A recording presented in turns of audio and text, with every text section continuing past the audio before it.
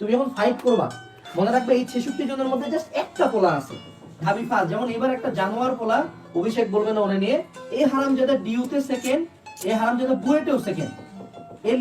তোমার কি মনে হয় দিস গাই ইজ নরমাল? তোমার কি মনে হয় যে এর ক্রেডিট বিসিএস কোচিং সেন্টার বা ধরো খোলা পাঠশালা বা ধরো বালকেনস্টাইন যে কেউ যদি দাবি করে বা দুধভাস যেই দাবি করুক, তোমার কি মনে হয় যে এই ছেলেটা ঢাবি সেকেন্ড বুয়েট সেকেন্ড কি লিটারালি কোনো কোচিং সেন্টারের জন্য সেকেন্ড হচ্ছে? লিটারালি একটা জেনেটিক অ্যানোমেলি। তো তুমি যদি এখন এই 66 জনের মধ্যে এই একটা পোলার পড়া দেখো জানলাম এর 3,62,566 ঘন্টার ক্লাস করছে, এই জন্য সে ঢাবিতে সেকেন্ড হয়েছে, দেন ইউ আর রং। ও এমনি সেকেন্ড হইতো, ও যদি মানে লিটারালি লাস্ট 1 মাস না পড়তো আমি গ্যারান্টি 100 বাইরে যাইতো না, গ্যারান্টি।